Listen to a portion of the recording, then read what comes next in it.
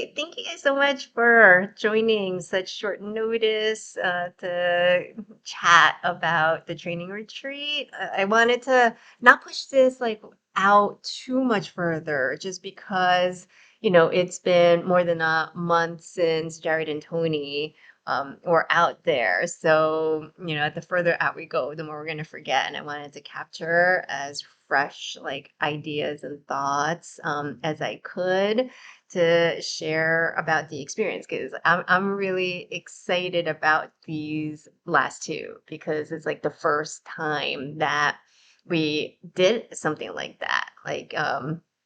So just a little background. I mean, I guess you guys know, but we're recording this, so I don't know how much of this I'm gonna cut into the video to share out to folks. But um, I had been going out to do in-person training with Damien. Like Damien and I started training just online only. And you know, if it were anyone else, I would not have thought that we could do any kind of effective online training to learn like any martial component. But Damien, he's kind of a genius in that way that he's able to get the online training actually very effective. But there's only so much that you can do online. There are things that you actually have to feel, and you have to kind of feel it with him because it's his system. So you have to feel what it is that he's trying to get you to feel. So that going out to do the in-person training with Damien, I just felt like I leveled up so much after each of those training trips. And I thought that it would be really cool for us to bring that into our Tai Chi United system to make training retreats something that we did on a regular basis and not just like one on one, but like a training camp where you're going and training with other people. So you can have an experience of the retreat. There's some community building, sharing that experience. But then also, what Damien says that was really interesting was he's actually able to teach much more effectively when there are more than one person. So he's teaching from the outside because that's something that you can't do when you're on the inside. And there's so much more that he can do teaching from the outside. So having training partners and having like a small group is really effective. We did the first one in July with Jared and Tony, and then the second one with Anita, me and Anita in August. And I found them really valuable just for myself in my own training. And I wanted to hear from your thoughts because you guys have different backgrounds and different like Tai Chi experiences and wanted to get like your thoughts as they were fresh in your mind. And maybe before we start with that, to just kind of share a little bit about each of your backgrounds. Like Anita and Jared, they have been my students for a while. Like Anita has been on the demo team and has really gone through the whole changeover, being deep in the old system. Switching over to the new system. So she probably has the best perspective on the change and can share about the difference. And Jared, you had studied Bafa Ubu with me, which it wasn't really part of our old system.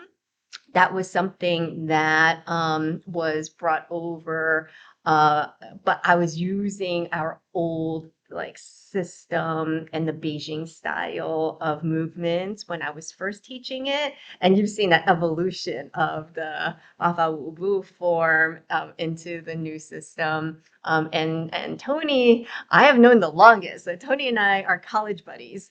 And never in a million years would I have thought that like 30 years later that Tony would be studying Tai Chi. But Tony is the most experienced in martial arts. So Tony can give that perspective of somebody who is a very serious martial artist. Uh, and switching over to our Tai Chi system. So maybe like anyone, just start and just go a little bit on your background, like what interested you in Tai Chi, and yeah. What I'm interested in hearing also real quick then is from Anita and you about what that second training was like. Because I know for us with the first training, we ended up like the first day ended up being a lot about the forms and working in through the concepts in the forms.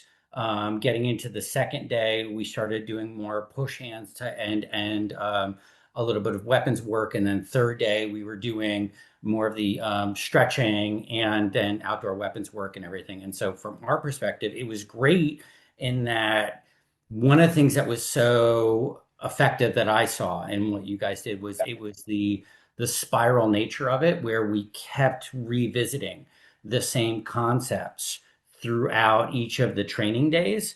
Whether we did it through the form, then how is it applied within empty hands, within push hands, to then how are those same concepts applied within weapons. And so I'm curious as to what you guys took from that experience and brought into your second experience, because I think that's obviously informed how you and Damian want to approach the 3 day kind of training program and stuff. So I was just curious as to what that was like for you all. Oh, okay, yeah, we can totally start there. So Anita was not as prepared as the two of you for the training retreat. So we had to do a lot of I'm gonna remedial say I went there half-heart forms. vacation, okay, half-heart retreat of martial art. I had two missions to accomplish when I went there. But it's you know what? Quite honestly, I think it's different because just being two girls, I think Damien modified it for particularly us, me, you. So it's I don't think it's the same experience, but I thoroughly enjoyed it. If I did went with Jared, you and Tony, I think we would see a more class curriculum, right? Still a lot of personalization because that's, three students isn't a lot, but when you have one student in there, you can really modify it. And what we did was a lot of physical push hands, stretching. I'm like my problems are very different. I have very tight body, so we stretch for longer, and then we're able to work through it. Mhm. Yeah, no, so we were able to spend a lot of time. I mean, it was a different experience because of just what would be most beneficial for both Anita and myself, during that training trip. And we spent a lot of time on the Celestial Dragon short form. So getting that form movements familiar for Anita. And as we were going through the form, then Damien could teach about the applications for the different movements of the form and then integrating that into push hands. So for like our training, it was like form, push hands, like different applications, seeing where that is in the form and really just emphasizing use the form. When the push hands failed, it was always bringing it back to you didn't use the form. Okay. Yeah. And the I key thing is you have to martial art is an experience, For me, it's kind of taking me out of my day-to-day life and my responsibilities. I'm in the zone of that environment. So for me, in person works, right? It's just making time for it. So when you're feeling when I'm pushing hands with Sifu Shirley and we do that for 3-4 hours, you gain a different level of experience than in class 10, 20 minutes, and rotating. And then Damien is able to see on the side how to correct, trying to help between Sifu and I where we should be feeling. So I think that is the golden nugget, right? Which it's hard to get otherwise. Yeah, yeah, absolutely. Yeah. Yeah, so I would love to like deep dive more into the training retreat and like what we did in your experience. But before we go there, let's just get a little bit on everyone's backgrounds and what was your experience coming into the the retreat, into the training with me and the school and then into the retreat. Um, and then what were you hoping to get out of the retreat? Like what made you really want to go to the retreat and what you were hoping to get out of it? Tony, Yeah. you want to go So first? You want me to go first? No, Because I'll Anita start. I apparently got had I to got no step problem away. starting. So I'm definitely the odd duck in terms of where I came from and how I got here. I started training martial arts when I was 14. Very, very serious, full contact fighting. Very similar, not on the same level as Damien, but Tang Sudo is what my original instructor taught or was training, and they just call that now Taekwondo, kind of like, that's just, the more commercialized version of it. But it was full contact fighting, win by knockout punch or kick to the head. You have to use stunning force. If you don't hurt a person, you don't even score a freaking point, kind of thing. Um, that was my 4 years of high school, and I rolled into college, then started taking Aikido and Judo. So again, some other very, very physical kind of martial arts. Um, Again, played college football, was a wrestler in high school, powerlifting, all this kind of crazy, very, very physical things. And then about 3 or 4 years ago, I started having some serious back problems. I'm like, okay, yeah, I'm getting a little bit older here. Can't do all that really aggressive, hard stuff, spinning, flashy kicks, splits, all the stuff I used to be able to do when I was younger. This Tai Chi stuff sounds kind of cool. Uh, and I'd like to really, do that. And I kind of was like, okay, well, here's my plan. I was about, my late 40s at the time. I'm like, I'll have a nice long runway. 10 years of learning Tai Chi and 10 years of me losing my other things, and it'll be this nice, wonderful thing. And then I'll be a little old guy in my 60s and I'll be doing Tai Chi, right? And the back is not cooperating with me. So it's been more focus on Tai Chi and my other stuff going down much faster. But that's kind of where it was. And I had a yeah. real difficult time finding, you know, any kind of Tai Chi locally, but I found a little group of, and it's again, I'm the youngest guy there, and one of the instructors is freaking 86 years old, and it's a bunch of little old people. Um, and then by luck, somehow I saw something on LinkedIn, and there's, at the time it was Shirley the stress bender, right? That's kind of what I saw. I'm like, oh, I can't believe this. Like, this has got to be like fake kind of thing. And me and Shirley reconnected and started talking, and we checked in on each other every so often. And then I think it was probably about, I guess, May this year when I checked back in with you, Shirley, and you're like, oh, we're going to be doing in live person retreats and things like that. I'm like, oh, that's cool, right? I'd love to kind of do that. I've always talked about trying to get up to Connecticut, but I'm down here in Virginia, so that's kind of a long trip. Um, and so she's like, "Oh, I've got all this online stuff, and you need to do this online stuff to get ready for the course." I'm like, "Oh, that's didn't even know I could do that kind of stuff. Like, I didn't even know all like again, I'm an old school guy, so I come from the old school where like you trained in person in the school in a very structured kind of this is how it was. And so it was cool to be able to kind of like watch some videos and understand. She showed me some videos of Damien and things like that. And right away, it was like what he was saying just resonated with me from my martial background, right? Like, Hmm. if you take like when I started training Tai Chi with the little old people here down in Virginia, they're like, Tai Chi is like, you kind of like yoga. And I'm like watching it, and I'm going, no, it's not. those are kicks and punches and strikes, and like I know what that stuff is. Maybe you don't know what it is, but I know what most of it is. Some of it you don't is nothing because you don't know what you're doing.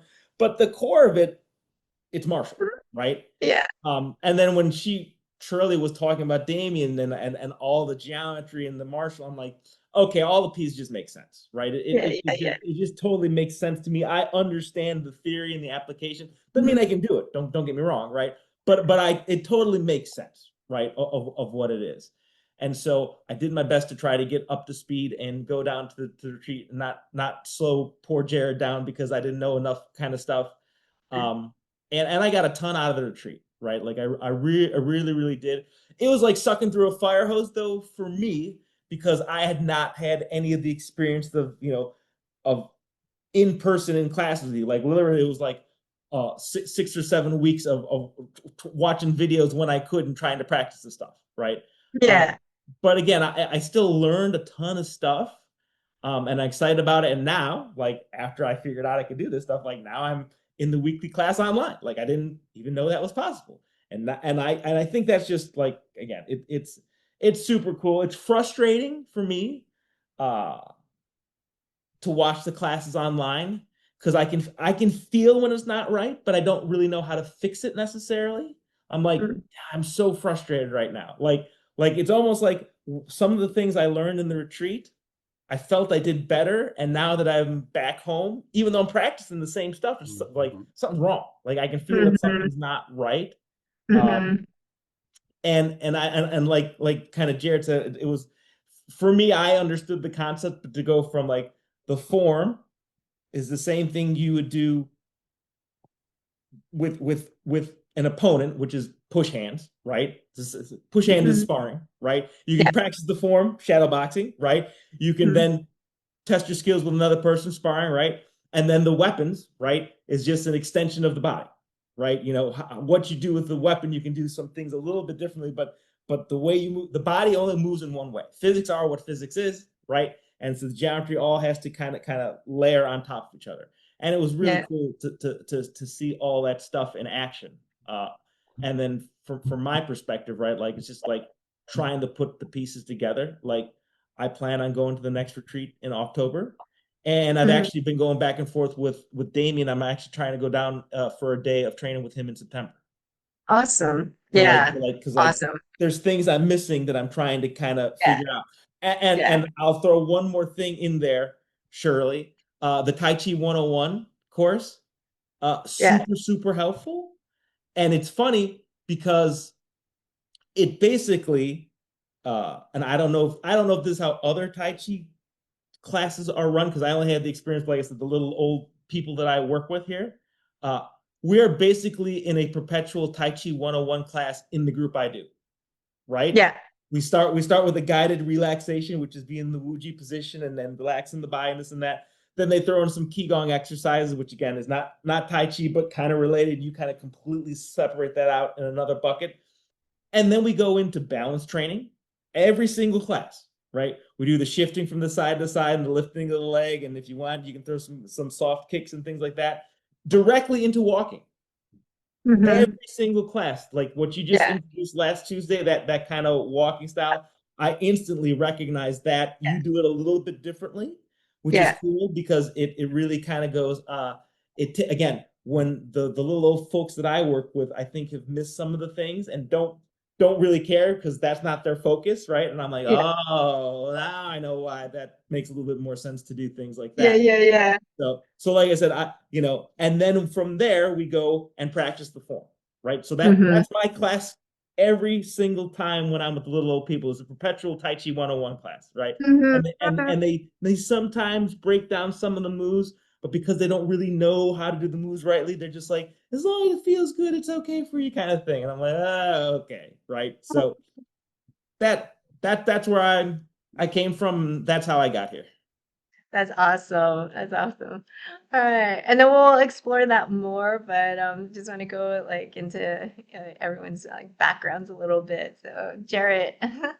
So yeah, so um, right, I had a really fun way to kind of get to here and everything. Like my background was more of the a lifelong recreational martial artist until I could kind of really find it. When I was young, around 14 and stuff, I had gotten introduced to karate because it was just available to me, in taekwondo. And so up through high school and college, it was more, those were what were available to me. But once I got out of college and moved to Manhattan, there was a really good karate school that I was able to be a part of, and actually was really tickled during our training retreat that Dilo Damien had actually heard of the school that I had trained at, and I was like, "Oh, sweet, okay, great! Like somebody else like knows that place." But it was while I was there, I spent a lot of time in my 20s really being able to then dive into martial arts. But while I was there, I had said, "Oh, I want to make that transition from an external art where you're focused on blocks to more of an internal art around redirection instead." Mhm. And so I was very much looking for, at that time, either Aikido or Wing Chun is what I was looking for. And I found a great school that fit with me very well in Wing Chun, and fell in love with it and really dove in my 20s. And that was what my passion was. Once I moved out here to Connecticut, there just wasn't the same resources out here. Mhm. And then I had a number of other things that kind of happened in my life. But I then became a massage therapist. And so then one of the things that was just really wonderful was practicing calisthenics and kickboxing bag work at the same time while doing massage work. And I was Mhm. just finding, my goodness, these are the same things, just where it's, are you applying it in this footwork and these hand positions? Are you applying them in a therapeutic way, or are you applying them in a combative way? And seeing how much they really fed into one another. And that was wonderful. And so one of my clients then started telling me about a person she was training Tai Chi with. And so this then got me into the Tai Chi field. And then in looking by, I was like, oh my God, like there's this great Tai Chi place right in my town. And so let me come check it out. And I'd seen some of your stuff online, Sifu Shirley. And it was, what sold me on coming in was how you talk about it, how you communicate about it. And I was like, okay, done. I was like, she's able to communicate what we're doing, why we're doing it, what we're getting into. And it reminded me of some of my favorite teachers. So I was like, okay, I'm in, let's give this a shot.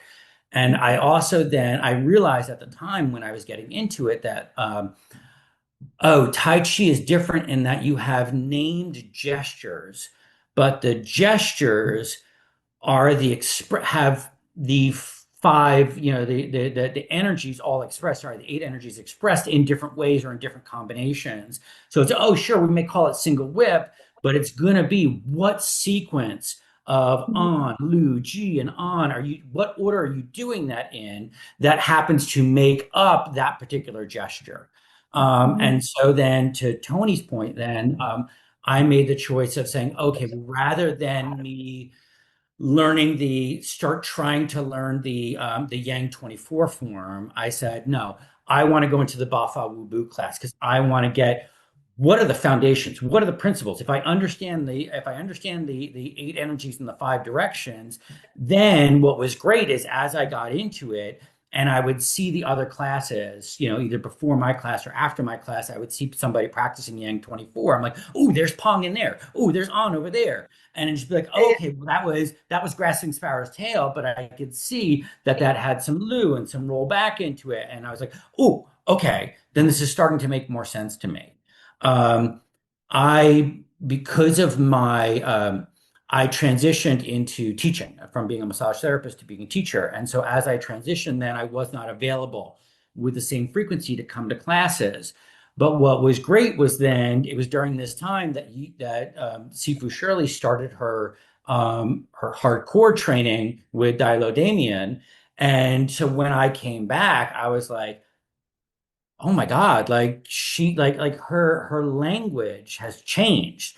I can see Mhm. she went from speaking Spanish to speaking Portuguese.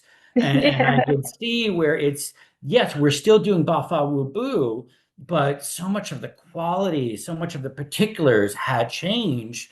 And then language that you were using and talking about it, you started getting into the geometry, and it just so happens that I become a geometry teacher. And so I was just like, oh my God, okay, I will take all of this. I will take all of it. And this is great. And this is wonderful. And then once I heard that you guys had the chance to do a training retreat, I was like, I'm in.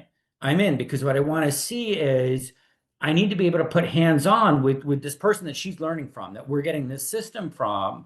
At the end of the day, you got to see what it's like. And so it's been really wonderful. It has reminded me of many of my favorite teachers from my training over the years about, take what's in the form and how do you apply it. Just you're and it's wonderful to get those moments again where I start laughing at myself for realizing how much I was overthinking something or how much I was Mhm. overdoing something. And just realizing if you just come back to the form. So Tony and I had a great time training together. It was really wonderful to be able to work with him because there was times where we were working with you, Sifu, and with Dilo, and then we'd be like, okay, that's still not quite clicking. And so we would say, hey, let's take a half hour afterwards or an hour beforehand, and let's just do a little bit of work together and just be from our level. What are we banging our heads against a little bit? And it was just it was everything that I was looking for in a training of keeping coming back to and saying, you know what? I realized every time I got lost in the form, I just needed to, I either had skipped over some part of the 5 steps of power, or I hadn't come back to neutral or passed through neutral. And it was Mhm. this, oh, if I just make sure that I always pass through neutral and come back to it, I make sure that as I'm transitioning out of neutral, I'm going through the 5 steps. I'm like, okay, I'm catching so many of my mistakes in that way. And so it was a really productive 3 days, and it was just wonderful. It was just like, oh my God, this was great. And getting to work with somebody else my level was one of these, the fastest way to know how well you know something is trying to teach it to somebody else. And Mhm. so being able to review it with Tony and say, oh, I think this was here, and be like, oh, well, no, wait a second.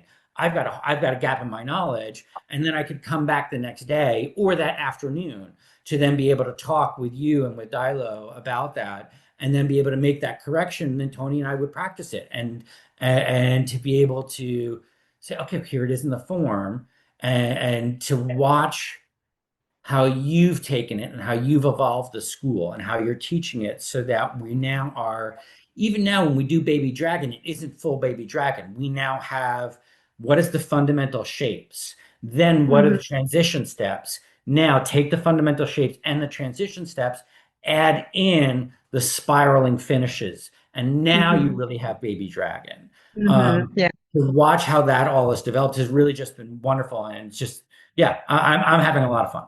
So, Awesome. Awesome. Yeah.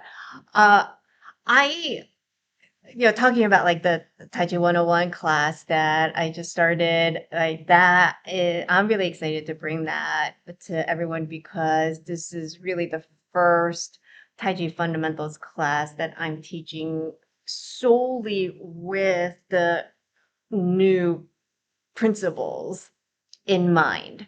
Right? So to get people up to speed on what are the important fundamentals in our new system. I did teach a Tai Chi fundamentals class before, but it was still, basically what I was doing old system. And then that evolved and evolved and evolved. But now this is like really going into what's really the most important things that make our system work. And what I had found in my training is like there are so many layers of the fundamentals that we kind of take for granted. And the way that Damien breaks it all down into gears and levers and alignment, I've never seen anyone else do it that way, where you really learn how to align your body's skeletal structure and understand the angles and the leverage, and then that stretch feeling that is so critical to make the whole thing work. Just being able to break it down in an almost like an engineering approach. It makes it so clear that it's no longer mystical. It's not like this thing where I used to think you have to do it for 20 years and then you will learn it. Like this is actually something that, if you understand and practice with the precision, then anybody can get it. And that's where the push hands aspect of the training is really key. And I think the way that Damien is able to guide the push hands is so helpful. So in the like training retreat, would love to hear your thoughts on the how that enhance the training and if it was what you expected it to be, or were you surprised by what we were doing? Tony, go ahead. All right, I'll start. So again, I train with a bunch of little old people, and I've heard the one main instructor talk of push hands. I've never seen it in practice. So Mm-hmm. when I came down, I'm like, oh, what's this push hand stuff? Right. And I'm like, oh, it's kind of like choreographed sparring is what I'll say. Like things I used, uh, when people have done demonstrations before, right? Like someone's got to throw the right cross so I can do the move that we show for the demonstration. So push hand is kind of like that dance sequence, but still, right?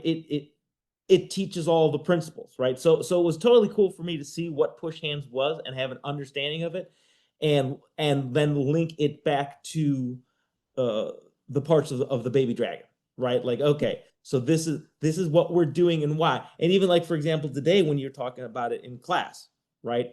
You're like, when you drop the elbow, you drop the elbow. You don't turn it at the same time, because if you turn at the same time you drop the elbow, you're actually doing something structurally a little bit different, and then your opponent's going to react differently, and that's not the reaction that you're trying to maintain, right? That you're trying to get elicit from your opponent by doing the the very specific steps in a very Mm-hmm. specific order, right? Like Yeah. that kind of stuff is cool, and it's different because again, the I guess from my old martial arts background, right? There wasn't a lot of like mystical stuff, right? It was punching people in the face and kicking them as hard as you can and breaking bricks. Like that's what we did, right? And it was Mm-hmm. like the mysticism about it was you better break that brick or you break your hand.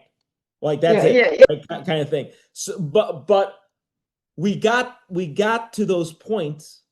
I kind of think back and go, I was breaking freaking pieces of concrete with my hand without probably proper training. It was just like, just go do that shit, right? It wasn't like broken down mechanically how we're going to do it to the degree that, again, I think there's a very, very, I like the precision, right? Because I think the precision accelerates things, right? And Mm-hmm. instead of like you can throw a million punches and then you'll eventually go, that's what a good punch feels like.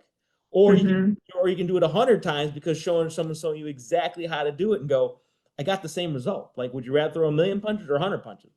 I don't Yeah, know. I'd rather right. throw 100. Right? That's just me. Like, Yeah. probably back in my teens or 20s, I'd be like, I just throw a million punches. I don't care. Like, I'm 50 something years old. I go, I don't want to throw a million punches no more. Right? I want to know the precision, and again, I can relate it to that. Right? I can Yeah. relate to the feeling I have of what a good punch is.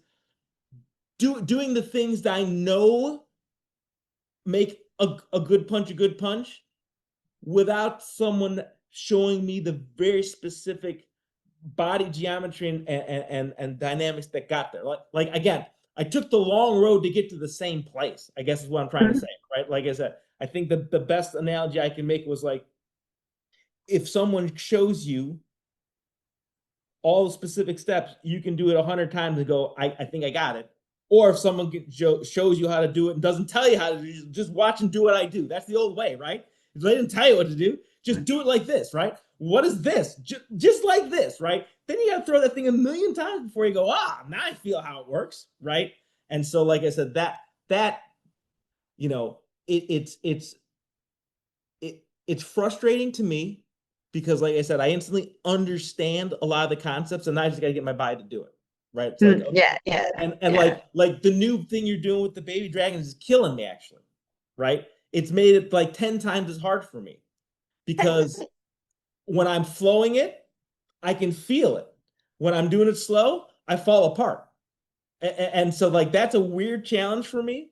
It just means I have to probably sharpen up on the fundamentals, right? Like Yeah, I know what it exactly. means, but it's totally frustrating. It's like basically telling somebody who knows how to ride a bike, you got to put the training wheels back on and now ride the bike. And you're like, I don't know how to ride a bike with training wheels on anymore, right? But just put me on the 10 speed, I'll be fine. But I gotta go. I gotta like take the steps back. So Yeah. again, the push hands are very, very. It's a long way of me saying the push hands is good to relate to the form. A lot of times, even in the old martial arts forms I did, people would do moves in the form and have no idea what the move was, right? And they wouldn't tell you. Like they didn't Mhm. tell you that stuff. Like they'd be like, oh, like you look at that and go, you're like either making up stuff in your own head or just not caring. And even today, it's funny. I'm rambling, but like there's this one girl who used to woman. She's my age. She's 52, and she's taking Tai Chi now with the little old people. And she claims she used to have a Taekwondo school of her own. Like she's like a 5th or 6th degree black belt, right?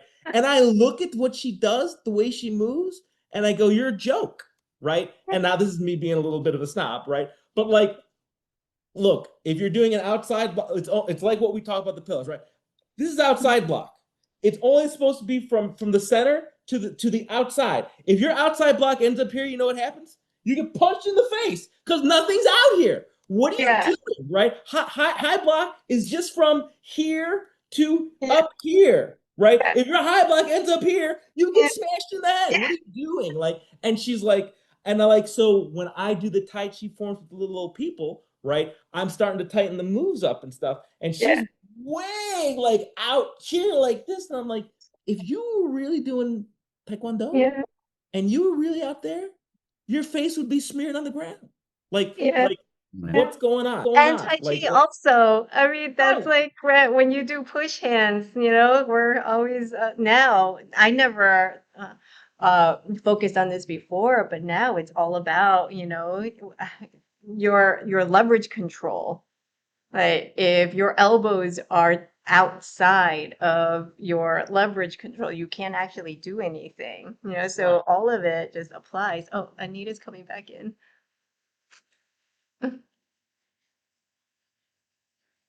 All right. No, that's really good. Hey, Oh, welcome sorry, back. lost signal for a bit driving. All Very right. good. So we're just chatting about push hands a little bit. Uh, and Jared was Tony's push hands partner for the retreat. So I'd love to hear Jared's experience with the push hands part of the training.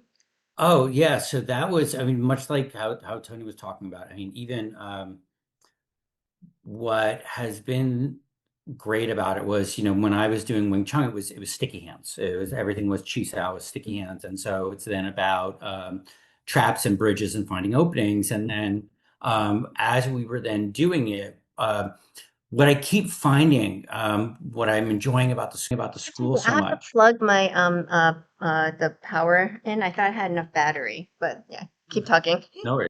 Um, what I'm enjoying as much in the, what I found as enjoyable when we were doing the push hands was that it was still the same. Here's this energy. Here's this principle. Now, here's how that principle is then expressed within this movement, this gesture, this sequence that we were doing.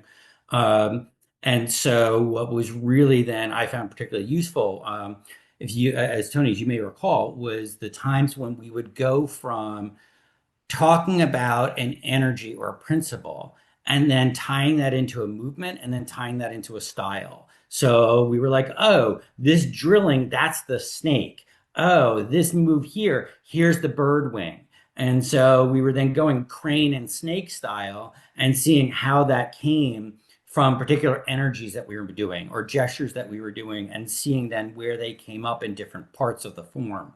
To that effect, as Tony was mentioning with earlier today in class, and we went over single whip, and we were saying, oh, well, here's what's going on with the lead hand in single whip, but then here's what's going on with the rear hand in single whip. This isn't just hanging out here. There's other things that are being done at the same time that we're doing things with the lead hand. And so that was one of the things that I found so useful in coming down there and working with everybody, was again going from here's the principle, here's the application, and that no part of the form is an empty part. There's nothing that's just there waiting for its turn. It's that each part, each hand is doing something, each limb is doing something. In terms of what was surprising, um, the most surprising thing I would say was actually when we were doing push hands, and then we decided to take out the chopsticks and started doing the push hands with the chopsticks. Yeah, yeah, yeah, And yeah. and Awesome. just how dangerous that starts feeling when it's just push hands with chopsticks, but all of a sudden you're just like, I get that away from me. Like it just has such a sense of foreboding. Um, but it really just kept coming back to then what are those principles? How are we then just applying those principles, whether it is open hand, empty hand, or whether it is with something as simple as, oh, you've got a chopstick in your hand. And it just changes the flavor, and yet it was still come back to the core concepts, come back to the core energies, come back to the form and the hand shapes in the form.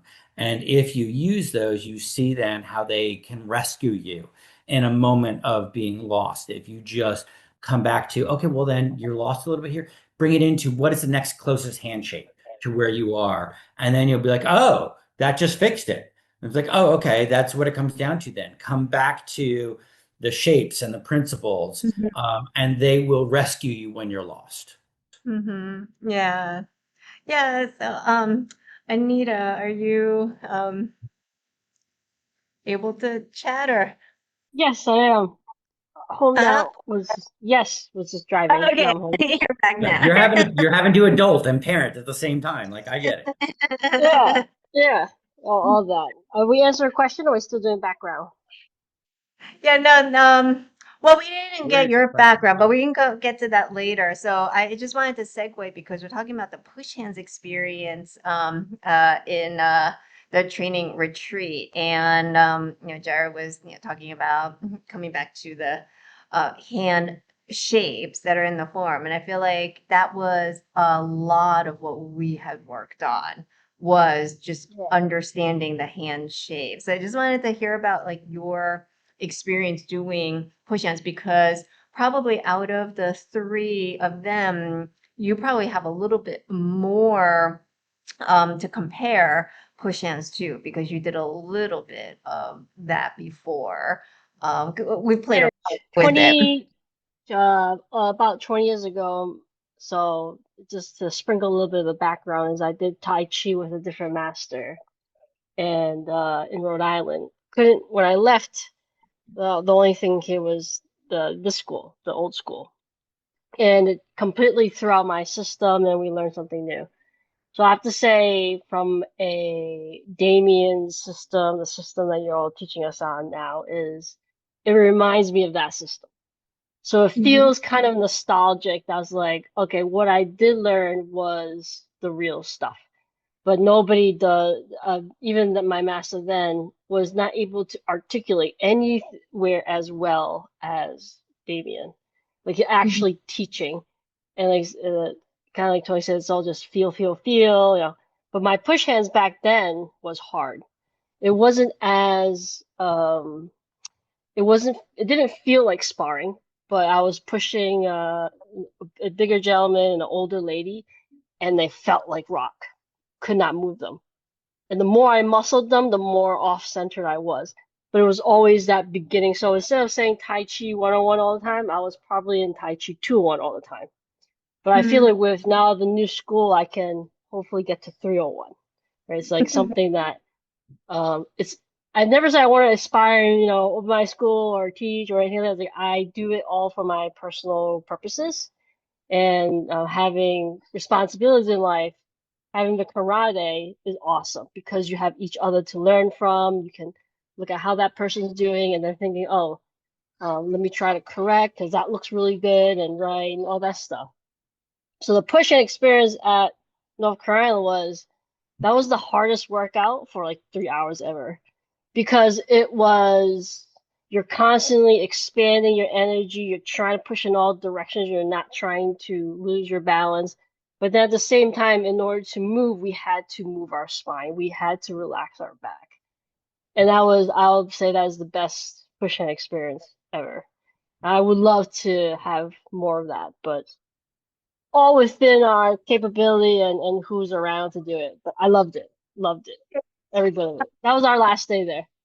Yeah, so Anita and I spent like pretty much like majority of the third day doing many different push hands, like drills, practicing with each other, lots and lots of different types of drills where we're working on just pressure testing the body weight and aiming, getting straight lines through different some similar drills, like the clear chest and push exercise, but then like some other ones that we were working on. So we'll love to hear from Anita because that she can give like a really more since she had the other Tai Chi teachers to compare to. What did it feel like to train with Damien? Like when he was doing the push hands with you and showing you the applications. Like what did that feel like? So David did point out something, and it really is correct. So when George comes push, it feels like a mountain, and when Damien push, he feels like a spearhead, right? My old Tai Chi master was the mountain, big burly guy, and we push you, lift off it goes. But this is only my second Tai Chi school. I've always wanted to do martial arts as a hobby, for girls, self-defense, all that good stuff. And being Chinese, I'm like, there's so many traditional ancient Chinese martial arts. I mean, why look elsewhere? So I did do some wushu and other mixed martial art training before I came here. It's one of those things, if you don't start those things when you're young, like you guys were saying, like 14, or and I started in my mid-20s. I'm like, oh God, these guys are like babies. And I have to punch them and I have to kick them. And this wasn't my thing. So I was like, I knew Tai Chi I had to go back to. That's my thing. So that's pretty much my Tai Chi experience. I stay a really long time with each one, but now I kind of refound my home. And being my age, it's just trying to balance work, kids, and keeping a piece of yourself alive as you go through life. Love it. Yeah, yeah. We'd love to hear like Jared and Tony, like your thoughts, like when you because that's one of the things is the transmission is you have to feel it. So to really transmit the teachings from master to student, you have to feel that transmission. So having that experience, touching hands with Damien and getting that transmission, like we'd love to hear like your thoughts on that experience. You want me to start Okay, again, Jared? I'm gonna let you go first, Tony, and then Okay. I'll turn So, it. so yeah, like, look, again, I come from a very old school background and a very physical background, right? Again, whether it was martial arts or football or whatever, right? You can look, you can tell somebody what it feels like to get hit by a 300-pound pulling guard, right? And then people go, yeah, yeah, yeah, yeah. And then you get hit by a 300-pound pulling guard. It's not the same thing, right? It's not the same, right? You've got to be able to feel those things, right? And even back in the day, well, either my master was walking around with a freaking wooden sword and smacking you, or I mean, we used to do like I don't even know if you can do this anymore because it's just like in this day and age, like people used to grab your hips and twist your hips, right? Like I'd probably get arrested if I went up to some girl and started twisting on her hips these days, right? You just can't do some of those things in certain settings, right? But you have to like I just don't understand a way to transmit the knowledge, right? To go if you like unless you're one of these people who are just like an idiot savant and can figure it out by yourself, you've got to have someone walk you through it and let you feel it, right? And so yeah, it's like until whether it's like, look, you do the form on your own in the air and you can perfect that, you can move towards more perfection in that form, right? And then you have resistance against you in the form of push hands. It's a totally different ballgame, right? And I think then you can bring that feeling back to the form, and it makes it 100% different. And even when we talk about things like being expanded all the time in the form, right? I can tell you, look, and I've been doing this a long time, and even in the forms that I've been doing, I have literally done my form, for Taekwondo millions of times, right? And I can tell you that sometimes, like, I'm like, if I really stop and go, there's nothing behind that, right? It's like it's empty, right? It's not that feeling. And it's even probably in Tai Chi a lot easier, I believe, to have that feeling of wet noodle, right? Yeah, Because yeah. they're always tell what do they always tell like in the Tai Chi? Oh, you've got to be relaxed, right? You've got to be relaxed, right? Yeah, well, what we have to really redefine what relaxation is, and relaxation Exactly. is not yielding, right?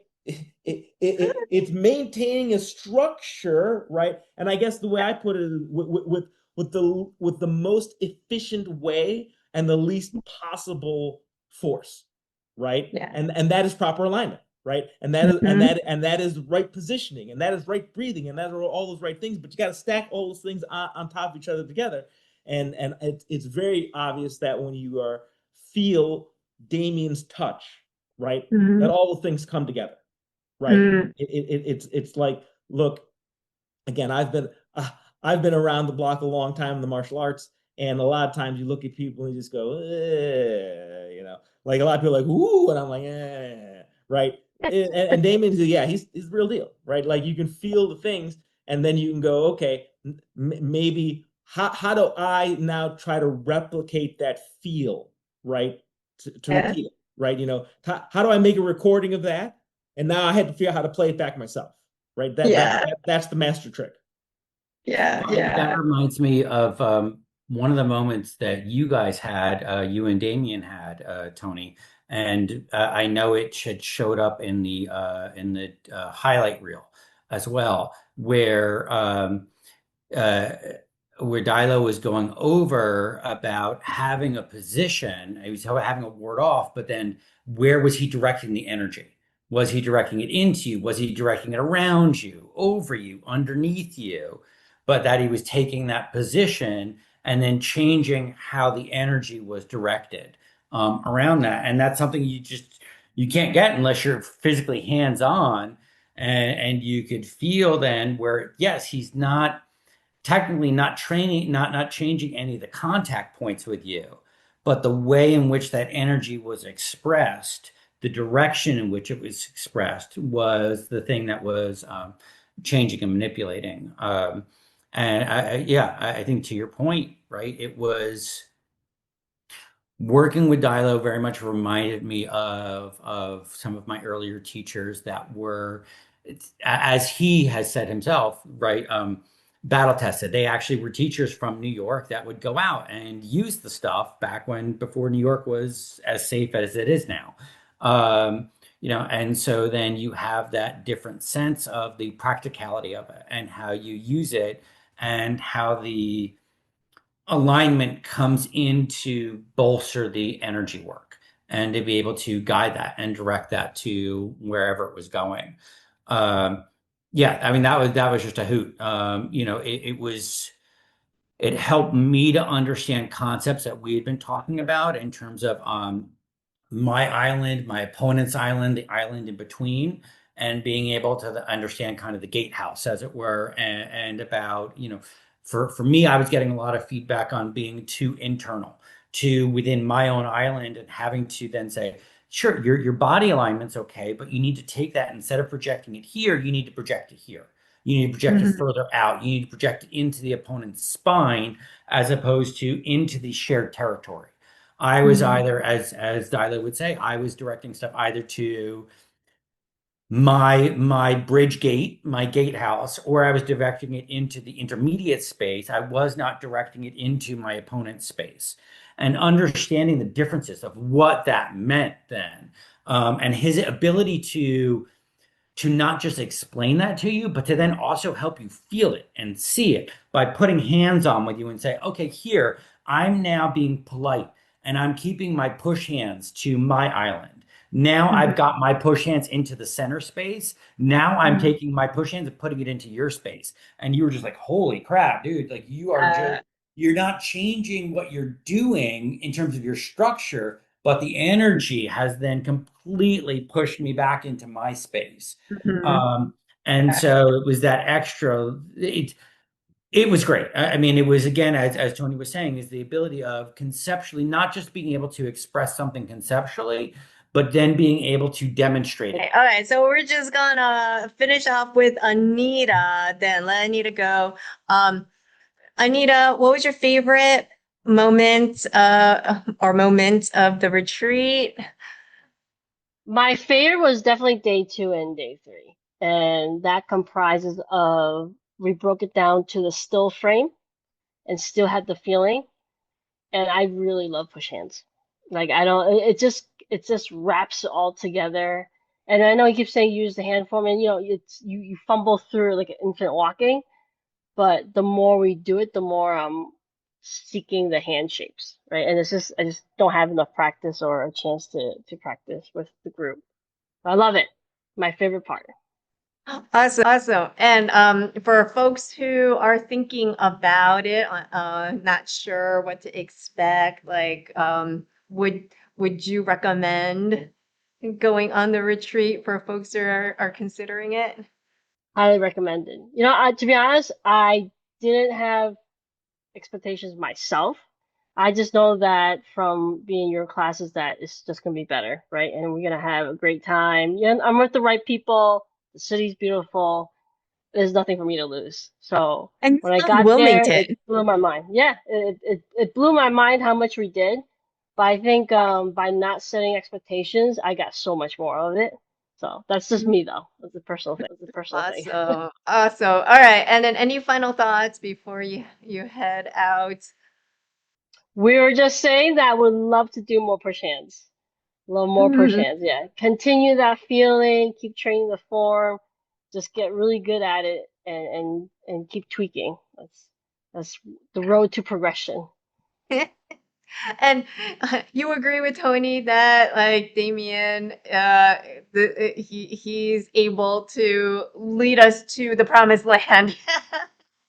Damien definitely has the words and he sees to he is a master teacher. Yeah. He's not just a master because he can do it, he's a master because he can teach it. And so that's the same thing why we call you Sifu, right? It's like you Mhm. look great, but then you're not able to teach that well, but you guys are. So I look forward to our future. Awesome. Thank you, Anita. Thanks, Right. guys. Sorry to Nice jump meeting early. you. No worries. Bye. Do what you gotta do. So sorry. I'm like a third different like spot now because I needed to plug in. Apparently, the power strip that I plugged into didn't actually have power. So now I'm somewhere else where there is power. But and we have to wrap up because we're going overtime here. But same question for you guys. What was your favorite moment or moments from the training retreat? And would you like recommend it for like folks? I guess, for folks who are kind of like on the fence, not sure like what to expect. what would you say to encourage them to come and try and do it? Okay, well that's easy. Like like to me, it's a no-brainer. Like I'm already planning on going down again in October for the next one. And like I said, in between, I'm also hoping to get in sneak a day with Damian as well. I mean, there's no substitute for hands-on, right? Mhm. You know, you watch the videos uh with you teaching in your class online, and I get a lot out of it. And then I've seen Damian's videos and some of the seminars that Damian has done, and I get a lot out of that too, right? And then you just get 10x in person, right? It's like you cannot, like, again, I just like you can't do some things. Like, this is a physical thing. Like, this is not like, you know learning calculus, right, or geometry, right, where like if you're just writing down the proofs, right, you can get the stuff figured out. There's another piece layer on top of that called this body that you're moving through space, right? And you have to have that ability to do that. Like, look, I don't know, I guess, do you have students that are just online students? You must, right? And then you have the Mhm. students that actually come physically to your class, and then there's probably some people who do a little bit of both, right? Sometimes they get me in Mhm. class, sometimes they get online, Yeah. right? I'm at the disadvantage of being, way far away from your school in Connecticut, right? Mhm. It's invaluable for me, but I can't imagine that if I were a student still in your class, you know, uh, to take the time and have that much concentrated of Shirley and Damien together. Like, yeah, you can't bottle that stuff up and ship it around the country, so you got to go to where it's at. There it is. There it is. Yeah. Yeah. Like it And compounds, right? Like that amount of time that you put aside for the training. I personally find that when you put aside like 5 dedicated hours, like each subsequent hour is like a compounded effect that it's not even just, linear, but it is compounding that you're building and you're just totally focused on the training. There's no other distractions. And that for me is invaluable. I can leave all the other things that would be interrupting me during the day, even if I put aside 5 hours of training for the day. Here, it's not going to be the same because I'm going to be doing all these other things. But when you're just going and it's like that dedicated time of just training with other people who are also just training, it's like 5 hours is like 25 hours worth of training effect. right, absolutely. It's the being able to have the dedicated time to train, to have other people there to train with you side by side, to wrestle with the ideas, to bang their heads against, to literally have dialogue, pressure testing you as you're walking Mhm. around and checking, and hearing a correction that may be for you or a correction for somebody else, but then just being like, oh. And you just get these wonderful moments of insight that come from people who generally are there to just try and learn and get the best that they can out of the system. And then subsequently being fortunate enough to have two instructors that are so communicative and so willing to share their knowledge and to find other ways to express things is just incredibly valuable. So I cannot recommend it enough for anybody, even somebody that's casually interested, to be Mhm. able to really get a deep dive into the system within a short time frame, is a great way of being able to do it. Yeah, awesome. And what about like, even if you are not as much martial arts nerds as we are, do you think that students would still be able to benefit from, the training? I I had this argument with a lot of the people that I train with, right? And it's something like this, right? If you're there and you're going to spend an hour, you've somehow blocked off an hour of your life to go to a class today, right? a lot of times for me, like I go, oh, I don't want to go to the gym. I don't want to do this. But once I get there, once I've actually hauled my butt to it, it's normally pretty good, right? Mhm. Even the days that I'm like, oh, this is gonna be a crap workout, or I don't really want to go to Tai Chi today because I'm like got other stuff in my brain. Once I get there, 95% of the time it's still good, right? Yeah. And I say this, like, look, if you're gonna be doing this, right? And this is kind of like just why not do it as best as you can, right? Yeah. Like why if you're gonna put the time and effort and block out a big chunk of your life, and that is a big commitment to a person, right? Look, you Mhm. sleep in 8 hours a day, right? That's gone, right? You're down to 16 hours, right? Think of all the other crap you gotta do. How much time do you really have that's yours? And you taking an hour Yeah. of that, that's a lot. That's a lot. Mhm. Like I don't understand why you'd want to do it halfway or a quarter Yeah. way or a tenth of the way, right? Yeah. When you could really get so much more out. Like, look, you can waltz through the form and go, I know Tai Chi, or you can be structurally aligned and breathing right and having all the geometry done, and it's a little bit more effort, but it's in the Mhm. same time frame, right? There's a Yeah. little bit more effort in that same 1 hour block is exponential, geometric, improvement, right? And that's Mhm. what the retreat is, right? So Yeah. so like you just get all that condensed. It's not just for somebody who's like, I want to be grandmaster, right? Like Mhm. let's face it, like that's not gonna happen. Look, I played college football. I knew I was never gonna play pro football, right? But that didn't mean I went out on the field like, yeah, right? I went out there and did 110% every single time, right? Because I otherwise I wouldn't even be there, right? if you're if you're gonna invest some time and think that Tai Chi is something for you, right? And I think if you're already committed to the proposition, i.e., you're going to classes, you're spending the time, you're doing this thing, Mhm. and I think you'll just get a tremendous amount out of the Mhm. retreat because you're gonna bring that back with you, and that's just gonna again, you're just gonna build on top of that so much faster, so much Yeah. faster. Totally. Yeah, totally, totally agree 100%. Like for me, it kind of reminds me of, I don't know if you guys ever played the Sims video game. Like it's like that simulated you're a simulated person doing chores. And after playing that for a little bit, I'm like, I just spent an hour pretend cleaning the bathroom and taking out the garbage and doing dishes. I should have just like spent that hour actually cleaning the bathroom and doing the dishes and taking out the garbage.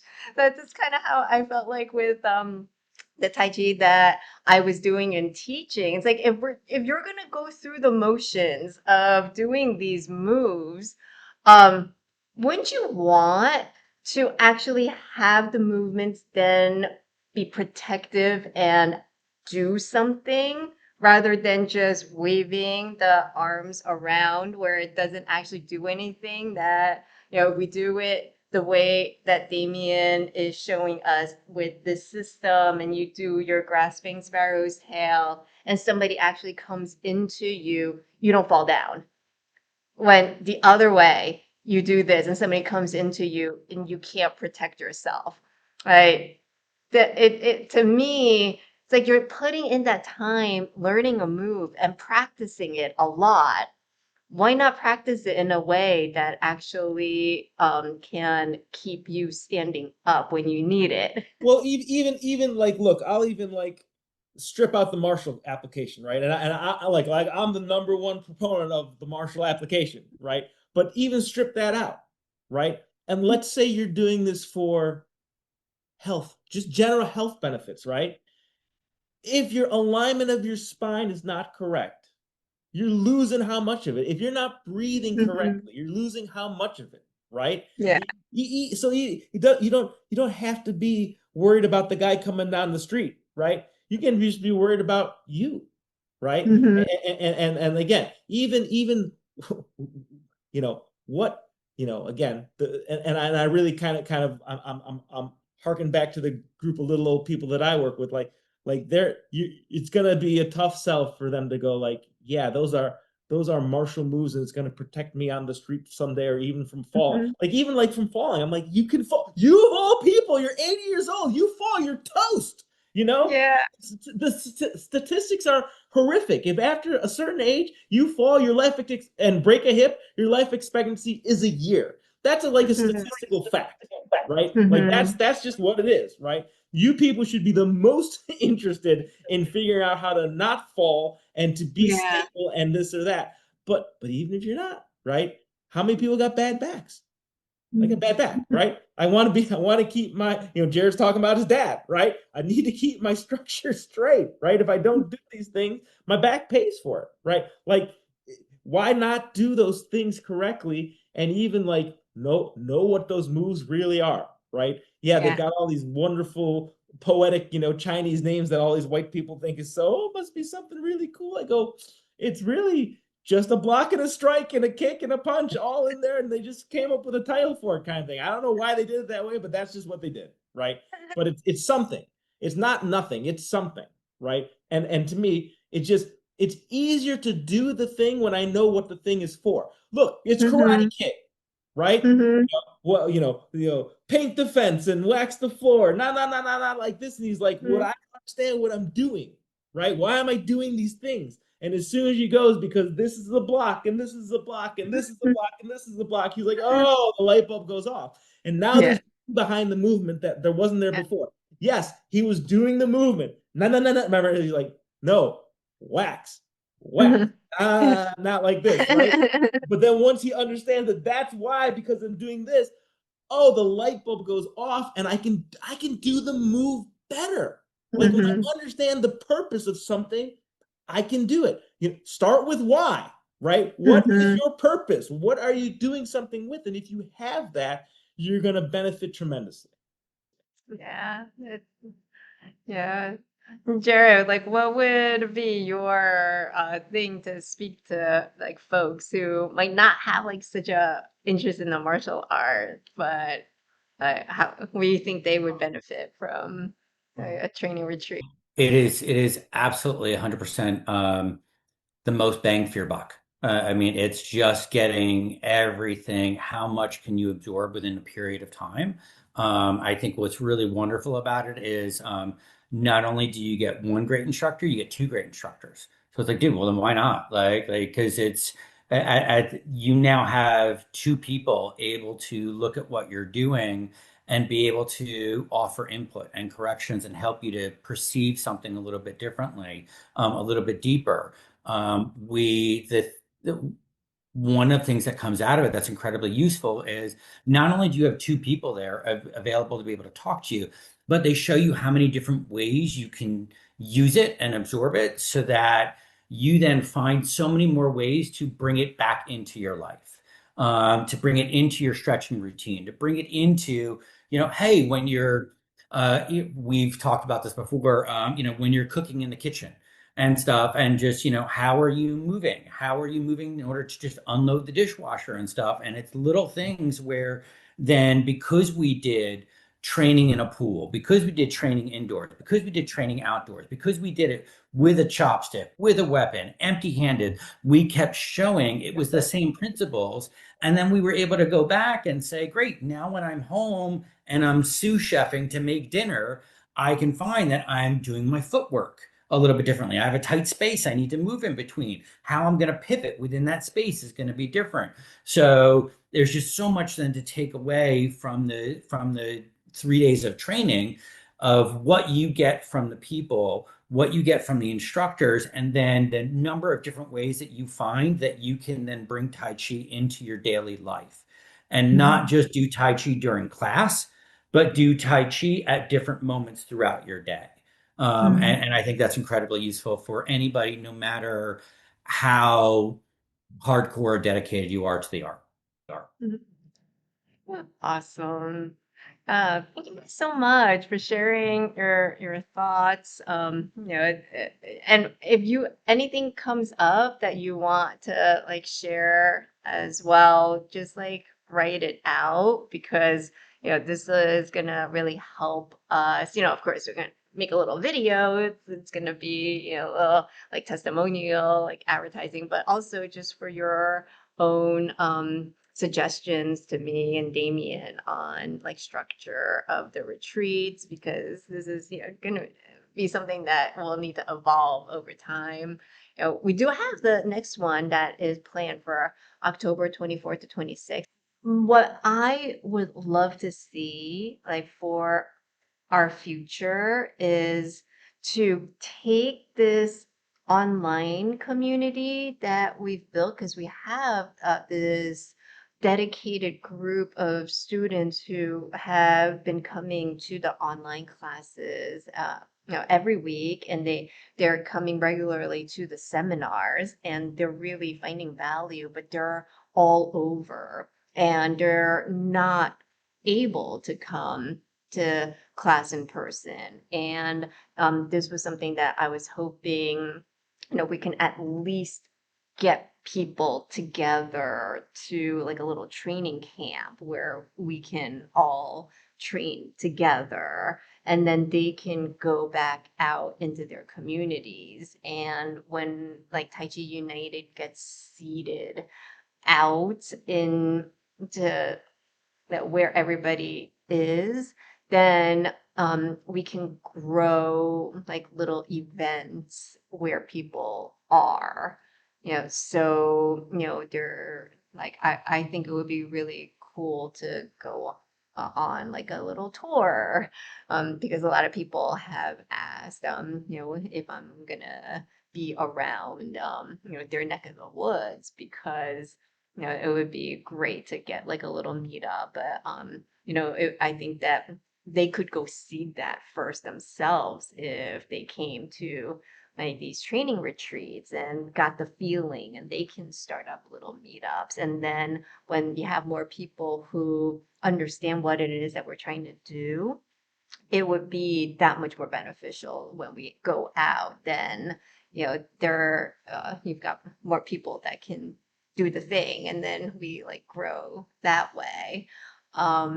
So that's what I'm hoping, that we can actually get like this Tai Chi United uh system out to more people. And it's like, for me, I've been doing this for a really long time, and I never really felt like I really understood I didn't have what I really wanted out of Tai Chi, because I knew it was supposed to allow me to have strong, effortless power with the body that I had. Like, that's why I left the martial arts that I was doing before. Well, I mean, I moved, but why I was so interested in Tai Chi and internal was because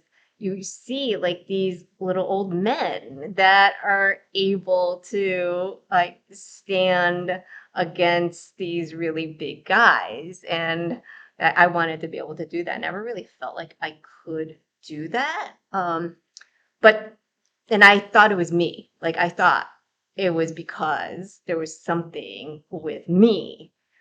I couldn't do it.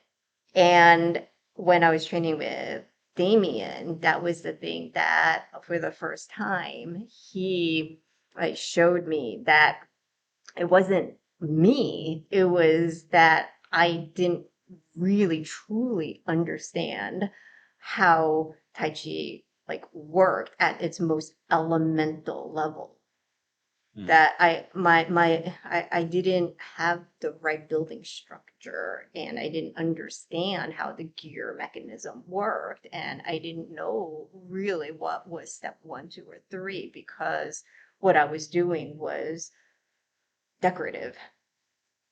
Um, but I also didn't need to like do like anything more. What I needed to do was less.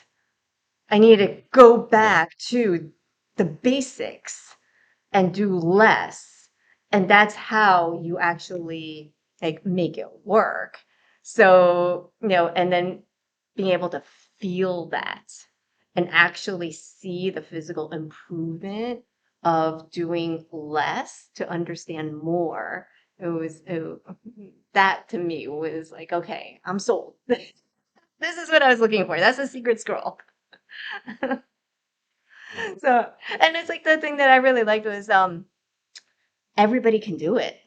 So that's the thing that I think Damien he tries to share with everybody is like anybody can do it. Like you can be old as long as you can walk and pick up groceries, you can learn the system like from any background. You could be doing Tai Chi for Qigong purely. You can be doing Tai Chi for like just you know the competition, wushu style. You can be doing it for wrestling. Really doesn't matter your background. You just follow the steps of the system and it works. So, like, that's what I'm really hoping to bring people together who um, just don't care so much about who, like, the lineage master is from this one specific lineage, but, come over to a system that is built on just fundamental mechanics and learn your foundational strength, pre-birth power, learn the geometry, and it works. Yeah, it's funny because like again when I my first initial concept of Tai Chi again was little old people in the park. Oh, isn't that cool? Like to do that. It's some kind of movements, this and that. And then once I saw it and actually experienced, like, okay, this is a full blown martial art thing going on here, right? But I still never really cared about, like you said, lineages and particulars. And I guess look, even I had to go way back even when I first started training martial arts, right? Like, yes, we were in a very structured belt ranking system, and everybody wants a black belt, right? Kind of thing. But even then, I guess I was lucky that my first master was like the black belt is like just really when you get your black belt, it means now you can start studying. Like that's what it means, Yeah. right? It's not like you're some, you're a ninja going to be flipping off the side of buildings and taking out the bad guys. It means now that you like you've made enough of a commitment that now you actually like you just got out of like kindergarten, right? Like the ABCs and how to get to three, and now we can actually start teaching you stuff, right? Yeah. I think that's tough. Like, look, I like there's the little group that I work with, someday there's 20 people in that class, right? It's not a small, it's not, and that's Mhm. like that's not everybody there. Like it's a pretty decent sized group, and I work out at a Gold's Gym, right? Um, and I just got a guy this week, who a lot of people are flakes, like let's say, but he's asking me to train him, right? And because he's seen me practicing Tai Chi in one of the studios there, right? Kind of thing. And I don't go out and solicit, I don't talk to nobody, I just do my thing, right? And he's like, Mhm. "Oh, I really want you to train me," kind of thing. And I'm like, I'm like, "All right, let me talk to this guy," right? And I'm like, "Whoa!" He's like, "I started training Tai Chi." I go, "You started training Tai Chi? Like, I don't even know of any schools around here." And he's like, "On YouTube." I'm like, "Oh, okay." Right. And so I had him send me this guy's school. It's Kung Fu Life. I don't know if you ever heard of this guy. Right. I'm like, it's not 100% Tai Chi. And he's got, again, this whole big website, become a member and buy my courses and all these things. And he's a 34th generation, grandmaster. He's a Chinese guy who's living in Ireland now, but he was studied with the masters and all this good stuff. And I like you read that stuff and you go, that's what you're talking about, right? Like some people are like, oh, this guy's the real deal. I go, he's probably no more the real deal than Damian, right? If he is even the real deal, right? And I think from a learning and structural standpoint, right? Damian has got something that I haven't quite seen before in terms of the precision and accuracy of the description of the specific steps, right? And I think he's Mhm. probably got even more. I'm only getting little sprinkles of it, right? I think he's got some kind of master book he's put together for my kind of like gleaming of understanding kind of thing, and I just haven't been exposed to it all yet. right? Mhm. But even at the Gold's Gym, like I know I could walk into my Gold's Gym and teach a group Tai Chi class there. They're always asking for group instructors Mhm. there, right? Mhm. So there's ways to spread this thing. The question is just how to do it, right? Mhm. Like look, like I'm actually for the little group that I'm in, they made me a certified instructor. I'm like, what are you guys talking about? Like I've only been doing this for like 3-4 years kind of thing. They're like, no, you know more than almost everybody else here. He gave me like the guy who leads the groups, like, here's your teaching certificate. I'm like, what are you talking about, kind of thing, right? Like I'm not comfortable teaching any of the stuff that you and Damien are teaching, Mhm. but like at some point down the road, like it's a gateway, right? Because I can Yeah. look, I can show you what I know from my system. And one of the things when I go down in September to Damien, I really want to go over my what they Mhm. call a modified woo system. And I go, Mhm. let's fix the geometry of it. Because like some Yeah, of the that's stuff is like, I'm like, okay, I can see we just got yeah. to tweak it a little bit. And some I go, I don't know how to like, this is someone got something wrong here. Like it's not right. Yeah. Let's Yeah. get it almost probably like what you did with some of your like the Bafou thing, right? Yeah, You exactly. Yeah, had that's it one exactly way, what we're and they go, well, doing. we got to Yeah. read and overlay the right geometry on, right? Mhm. That's one of the things I want to do with Damien Yeah. on the thing I Yeah. teach that I know, because then if I'm teaching that and they see that, I go, and then if you want more of this kind of stuff, this is where to go, right? Yeah.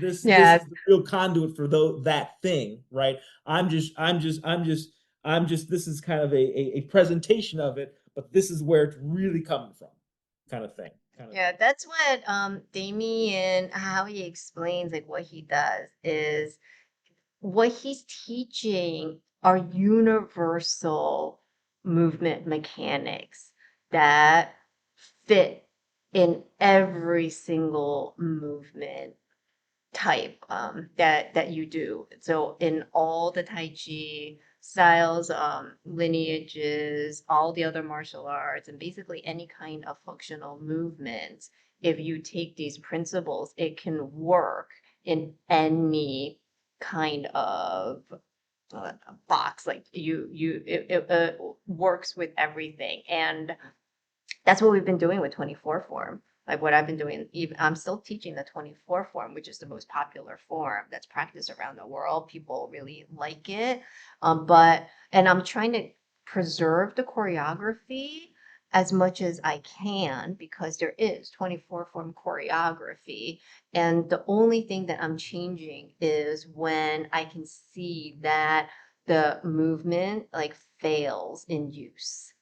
So like and it will test it out, right? So that's the thing is it's tested. And if it works in its choreography, then it doesn't need any changing. But if it fails, then that's where, we'll come in and see where does that not fit with the principles of our system, mechanics. And that's like and that I think you can do with everything, right? If it works, then it works, and there's no need to change it. But if it fails, then you can take what works for us and fit it in there because it should work with everything. Yeah. This has been great. I'm sorry, I have to actually Yeah, run. to But go. I cannot thank you guys enough. One of the things we were talking about when you were having your computer trouble is just how appreciative we've been of the way that you run a school for adults that have an adult life and are trying to do their best to come and be a part of it. And maybe we show up a couple minutes late or something. Maybe we disappear for a couple of weeks, but you know that this is an integral part of our life and we are doing our best to make the time for this and to come in, and how much we appreciate just the way that this all works and the way this comes together. And I get that it is a tough road. You guys are doing a great job. We notice it, we appreciate it, and just wanted to make sure that you knew that as well. Thank you so much. Thank you so Yeah. much. Yeah, this is just the Well, beginning. So like oh, I'm very absolutely. excited that like honestly like Tai Chi United hasn't even really started yet. Like we're still in like the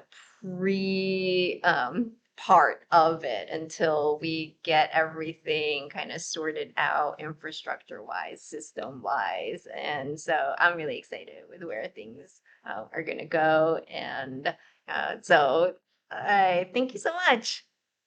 You guys have a Take care, great guys. See you guys. weekend. Thank you, Tito. I Hey. appreciate it. Yeah. Bye.